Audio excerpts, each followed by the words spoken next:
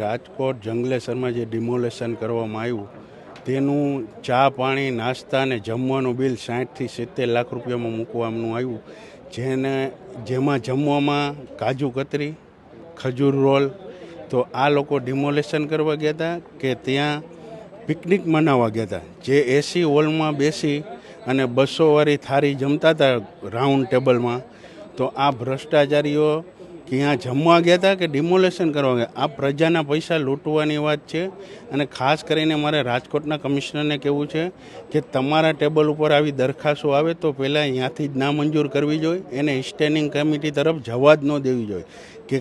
કે મારે કમિશનરને એ પણ કહેવું છે કે તમે પણ આ ભ્રષ્ટાચારમાં સામેલ છો કે નથી. આજે અમે કોંગ્રેસના 7 કોર્પોરેટરો કાજુ કતરીના બોક્સ સાથે જનરલ બોર્ડમાં પહોંચ્યા, એટલે કે ગઈકાલે હમણાં જ 3 મહિના પહેલાં જ્યારે જંગલેશ્વરમાં ડિમોલિશન થયું એવે વખતે ગરીબ લોકોના આશરા પડી રહ્યા હતા, લોકો લોહીના આંસુડે રોઈ રહ્યા હતા. એ સંવેદનશીલતા જોવા અને એની કરુણતા સમજવાને બદલે માનવતાને પણ શરમાવે એવા આ પદાધિકારીઓએ કામ કર્યા છે.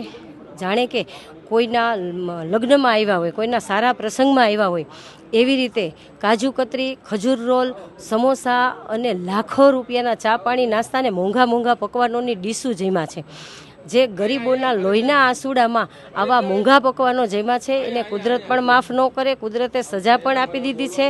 પણ ગઈકાલે જ્યારે સ્ટેન્ડિંગના ચેરમેને આ બિલ પેન્ડિંગ રાખ્યું છે ત્યારે આ જવાબદાર પદાધિકારીઓને પણ હું ચોક્કસ કહેવા માગું છું આપના માધ્યમથી કે શું ત્યારે જવાબદાર પદાધિકારીઓને અથવા તો અધિકારીઓને આ ખબર નહોતી કે આવી ડીશો જમી રહ્યા છે, અથવા તો જાણી જોઈને અધિકારીઓને આવી મોંઘી ડીશો જમાડી એ શું સાબિત કરવા માંગતા હતા? અને જે બિલ પેન્ડિંગ રાખ્યું છે એમાં ભીનું ન સંકેલાય અને રાજકોટની નિર્દોષ જનતાના ખભે આ બિલ ન આવે અને ખાઉધરા અધિકારીઓ પાસેથી કડક રીતે એ બિલની વસૂલાત કરવામાં આવે એવી પણ આપના માધ્યમથી અમારા કોંગ્રેસના 7 કોર્પોરેટર વતી અમારી માંગ છે.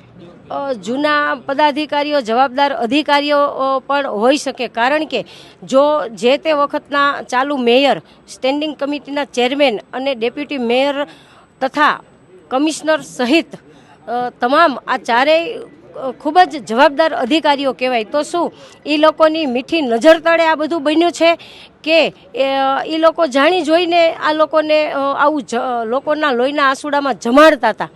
એ પણ એક આપના માધ્યમથી હું એ લોકોને પ્રશ્ન પૂછવા માગું છું.